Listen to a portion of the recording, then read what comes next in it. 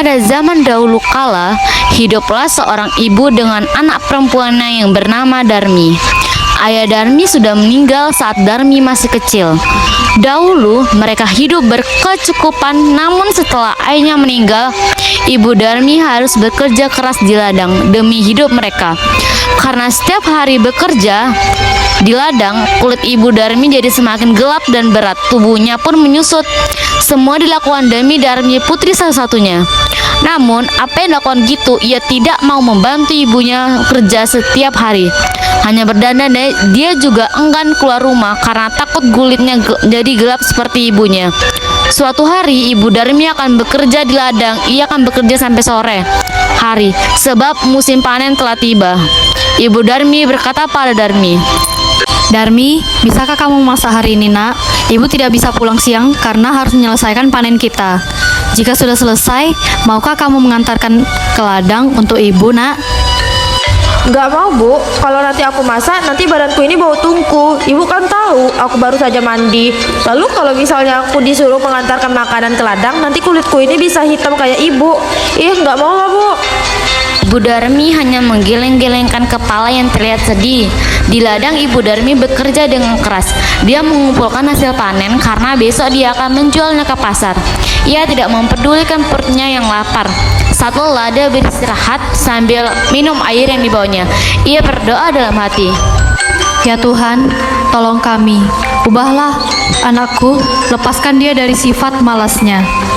setelah pulang dari ladang, Ibu Darmi sampai di rumah. Betapa terkejutnya dirinya, di meja tidak ada makanan yang bisa dimakan. Darmi sama sekali tidak memasak. Darmi yang melihat ibunya pulang justru marah-marah. Ibu ini kemana saja sih seharian? Masa di rumah tidak ada makanan? Darmi kan lapar, belum makan seharian. Darmi, kan ibu sudah menyuruhmu untuk memasak. Ibu, Darmi kan udah bilang Darmi itu nggak mau, Bu. Darmi meninggalkan ibunya kelaparan dan lelah dengan marah. Keesokan harinya, Ibu Darmi sudah siap dengan hasil panennya. Ia akan pergi ke pasar. Darmi, ikutlah ibu ke pasar, nak.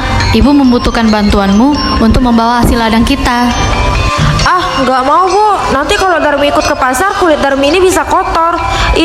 Apalagi pasar kan becek. Aduh, Bu, Darmi nggak bisa bayangin kalau nanti Darmi ikut ke pasar. Kulit Darmi udah putih bersih, menjadi kusam kotor. Nggak mau, Bu. Akhirnya ibunya ke pasar sendiri dengan membawa hasil ladang itu.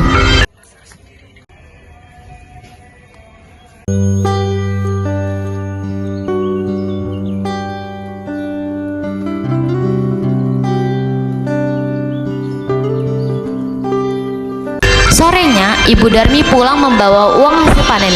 Tidak terlalu banyak. Darmi yang melihat ibunya sedang menghitung uang segera mendekati ibunya.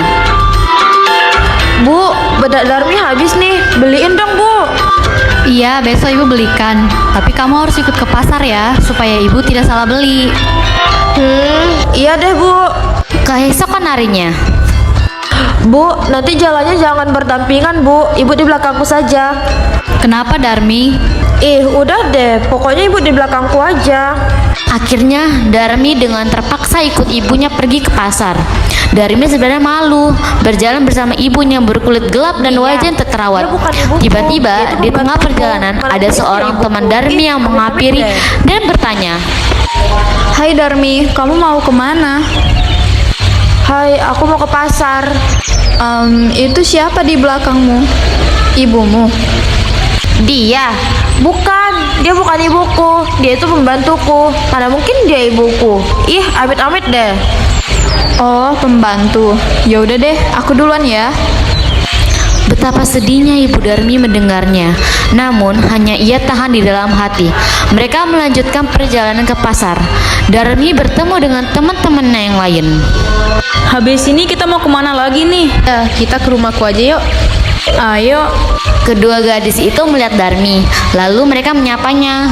Darmi, kamu mau kemana? Ngomong-ngomong, siapa yang ada di belakangmu? Apa dia ibumu, Darmi? Bukan, itu bukan ibuku. Dia itu pembantuku. Oh, pembantu. Iya, ya udah, aku duluan ya. Sungguh hati, Ibu Darmi semakin sedih. Begitu tega anaknya mengakui dirinya sebagai pembantu. Namun sekuat tenaga dia berusaha menahannya. Sampailah Darmi dan ibunya di pintu pasar.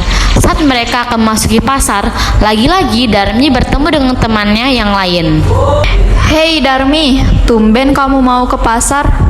Iya, aku mau beli sesuatu. Kamu tambah cantik ya sekarang. Bagi dong tips merawat dirinya.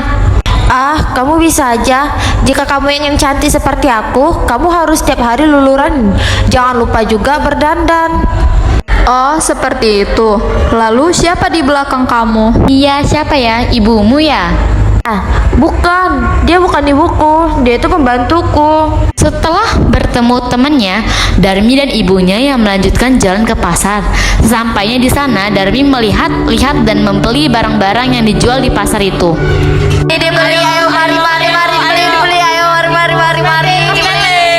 Sampailah Darmi dan ibunya ke tempat penjual bedak.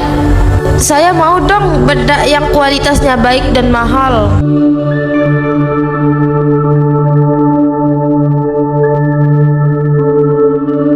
Darmi, jangan beli yang terlalu mahal ya nak, uang ibu tidak cukup. Udah deh bu, ibu diam aja. Udah sana-sana, jangan dekat-dekat Darmi. Ah, kamu jangan kayak gitu sama ibu kamu.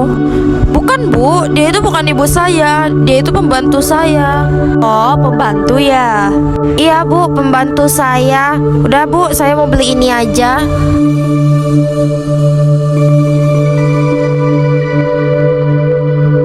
Jadi berapa ya bu? 3.000 aja. Ini ya bu. Oke, makasih ya. Jangan lupa datang lagi. Dalam perjalanan pulang, Darmi marah karena ada barang yang tidak terbeli. Bu, ibu gimana sih? Darmi kan ingin tas terbaru tadi. Masa ibu menolak membelikannya? Darmi, sudah terlalu banyak barang yang kamu beli nak.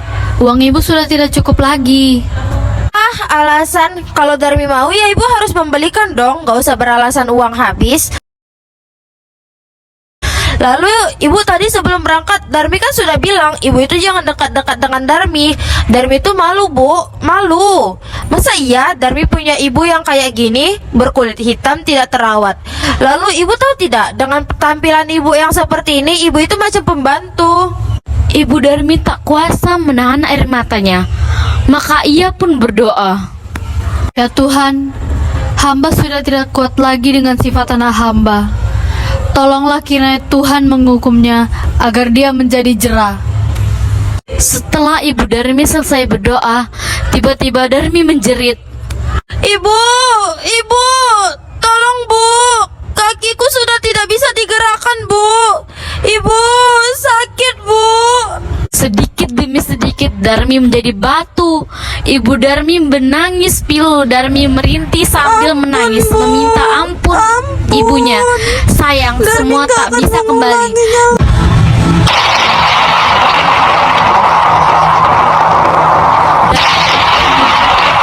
Dia harus menanggung hukuman karena telah berdurhaka kepada ibunya yang sudah melahirkannya, merawatnya dan menjaganya hingga dewasa. Batu itu pun akhirnya dinamakan Batu Menangis yang berada di Kalimantan Barat.